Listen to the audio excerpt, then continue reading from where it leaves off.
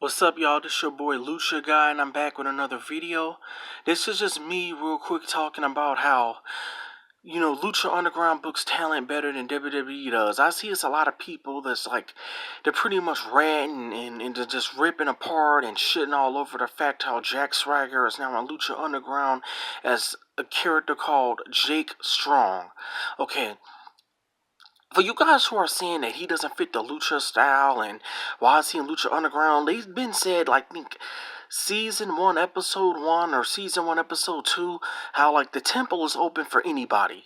It don't matter what kind of style you are, whether you're a luchador, you're a high flyer, you're a technical wrestler, you're a brawler, a powerhouse. The temple's open for any kind of style, for any kind of wrestler. You could just even be a street fighter off the street. Because remember, they had the crew. Not everybody in Lucha Underground needs to wear a mask and be flying and flipping and jumping off the ropes, doing 450 splashes and 630s and moonsaults and shit, and the Phoenix Splash. I mean, everybody doesn't have to fit that style. Jack Swagger is a technical wrestler. This is something different for the show. They need a damn draw, people. I mean, they lost their biggest draws last season. They lost, Prince Puma, Sexy Star. Sexy Star was really the biggest draw there. Her matches drew the biggest buzz. It drew the highest ratings. I mean, little girls even wearing, buying her mask and stuff. So they need somebody who could possibly bring in some kind of buzz. I mean, at least Jack Swagger was somewhat of a big deal in the WWE.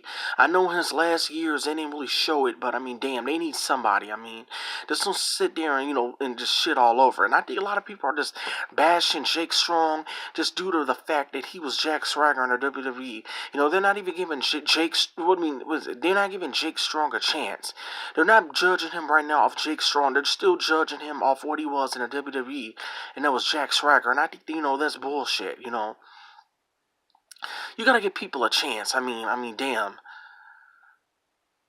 WWE dropped the ball on a lot of people. I mean, like, for real. I mean, Jack Swagger was the man on SmackDown during the years like 2009, 2010, a little bit in 2011 on Raw and stuff like that. But still, they didn't really give certain people a fair chance. I don't know. Maybe they were too busy up, John Cena's ass during those years. And, I know Jack Swagger, like I said in the earlier video, I know he had a lot of, like, DUIs and stuff, but damn.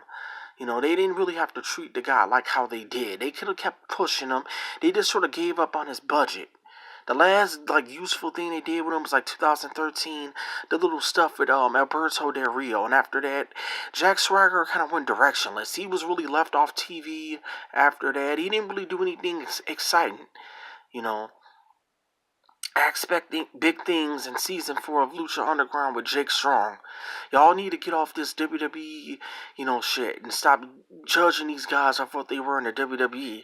I mean, you think WWE would use somebody right over there if somebody came in like Pentagon? If Pentagon came from WWE, you think Pentagon would be booked like how he is in Lucha Underground? No.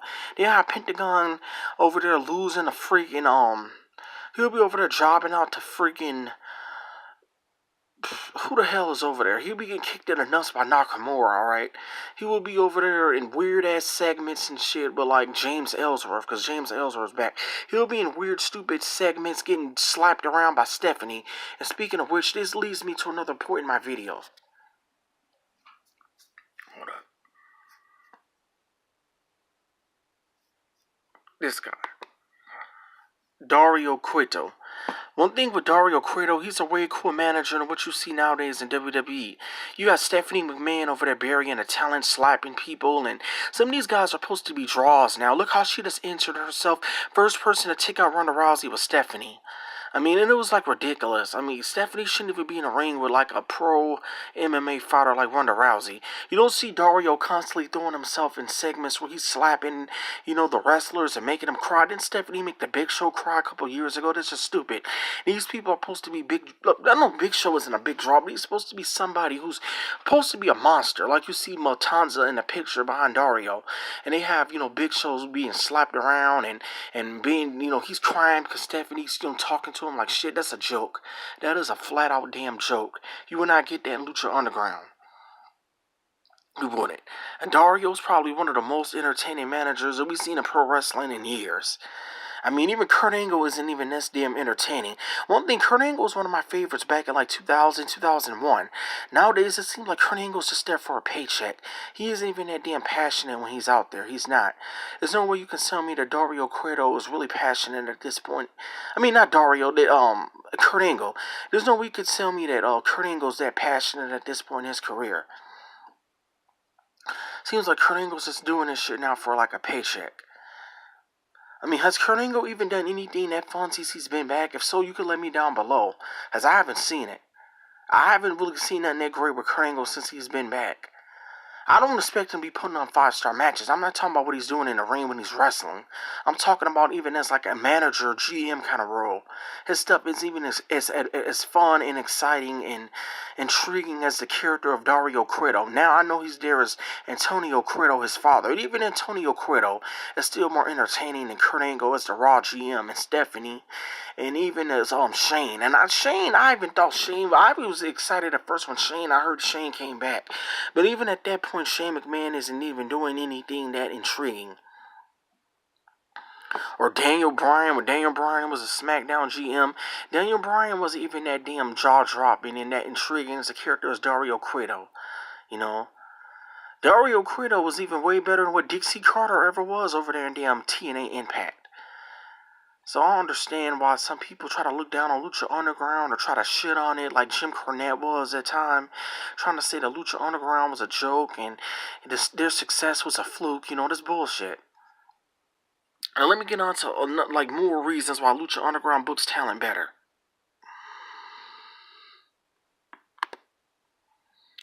It's way more exciting shit with the wrestlers, like these guys. The tag teams make more sense. The Reptile Tribe, all these guys wearing masks. It ain't like this WWE just throwing random guys together who don't got nothing else to do. Like how they made a boring tag team out of Cesaro and Sheamus, The Bar. It's just so lame and shitty and corny. They're not even funny. There's nothing funny. I never found Sheamus an entertaining talent. And you know damn well if Sheamus was anybody else, he would have been released. It's just odd how they release certain talent like Ryback, Damian Sandow. They released John Morrison and stuff. There's no way they could release those guys. I think that Sheamus should still be there. You know, the Reptile Tribe actually makes sense. I know now Pendar is gone. Pendar is there as himself now. Big Bad Steve. Big Bad Steve is Pendar. But still, they still got the Luchasaurus right here, the big tall one. They have, Daga and Drago and Cobra Moon. The Cobra Moon needs to wrestle, but I have to do a separate video soon about, Cobra Moon, a certain talent that needs to be utilized better, and certain talent that needs to go. I'll still drop that video maybe later on this week. But speaking, I know I just said something about John Morrison. Lucha Underground made John Morrison a way better talent. John Morrison was never going to get the opportunities in WWE as he is in Lucha Underground as Johnny Mundo. I mean, should you guys be, not giving, Johnny Mundo a chance because he was John Morrison in the WWE? His last WrestleMania, he was in a mixed match tag with Trish Stratus and Snooki. And that's, I think, when he really got pissed off and wanted to leave, and WWE just released him. They pushed this guy just because he was dating Melina, which is another dumb thing when they kind of act funny in a bag because somebody's dating somebody. You don't hear about that in Lucha Underground when they get mad that somebody's dating somebody and they push them. That's just freaking stupid. Whether he's Johnny Mundo as a heel and the leader of the Worldwide Underground, or in season 1 he was just Johnny Mundo by himself, he's awesome. Way better than what he was as John Morrison in the WWE. Because when he was John Morrison in the WWE, I just found him kind of boring. I wasn't that big on John Morrison in the WWE for some reason. Alright, now let me move on to something else. It was one point in time I remember I was big on like Roman Reigns, and somewhere they just made me stop caring for Roman Reigns. And then I actually started to like Cage. I think Cage is what the answer of what Roman Reigns should be. The gauntlet thing, I understand this season that's going to be getting passed around. It's going to be getting passed around way more than a rapper's chain. Way more than a rapper's stolen chain with a gauntlet look like it's going to be getting passed around. As I've seen Johnny Mundo holding it this season, and right now King Cuerno has it hidden somewhere. He gave it to somebody. But, they give more, they're giving these guys more to work with to get over. Because right now, what's his name? Cage over there. From what we've seen late last season, Cage was like Thanos. Thanos from Avengers Infinity War. That's what Cage was. The role Cage was playing last season. I mean, Cage was way more exciting, way more better in the ring, way better on the mic than what Roman Reigns is. I'm not just saying this because, I'm cool with Cage. I said this a few times, how Cage actually spoke to me a couple times. Some of the wrestlers in Lucha Underground, if you reach out to them on, like, Twitter or other social media accounts, they'll talk to you back, unlike WWE wrestlers. I hear WWE wrestlers block you so fast, it's not even fucking funny. But shout out to Brian Cage. Way better than what Roman Reigns should be. I try to get behind Roman Reigns. But then guy's just boring. Is this somewhere where either it was that Rumble where The Rock came out, or it was that damn WrestleMania where they had him beat Triple H. Just somewhere in between, like 2015 and 2016, they just turned a lot of people off for Roman Reigns. And best believe there will be a Roman Reigns rant in the future on this channel. I'm going to have to do a whole rant video on just Roman Reigns himself. I don't want to squeeze him into the Lucha Underground video. Another reason why I think Lucha Underground books talent better than WWE is this reason right here.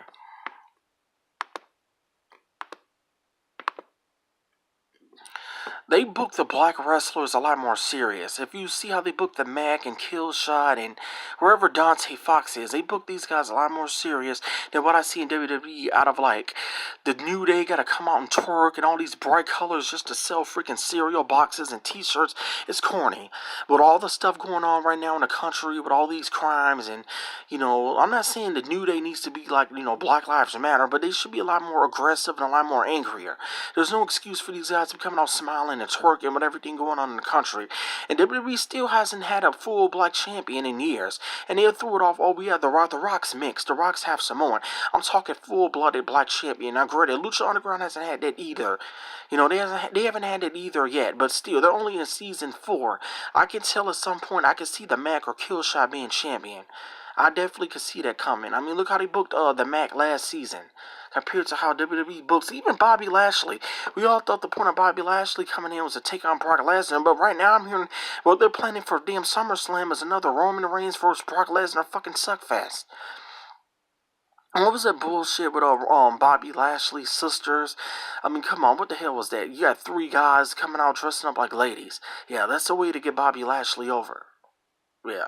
Even TNA Impact had enough sense to put the belt on Bobby Lashley. Bobby Lashley is meant to be a world champion of a brand. He isn't meant to be there in a mid-card in a stupid feud with somebody like Sami Zayn. Bobby Lashley, he'll lay Sami Zayn out in a real damn street fight, for real. Sami Zayn shouldn't even been in the ring with somebody like Bobby Lashley. Unless Bobby Lashley's fighting Brock Lesnar or Braun Strowman, then he does not need to be there fighting people like Sami Zayn and other born talent. Or Bobby Lashley versus Roman Reigns. That's what needs to be going on with Bobby Lashley. Not people like Sami Zayn and Kevin Owens and all these boring, these little indie guys. That should not be happening. But, Lucha Underground books the black wrestlers in a lot more serious, angles, storylines. They utilize them a lot better. And then it's just weird how in WWE nobody calls this out.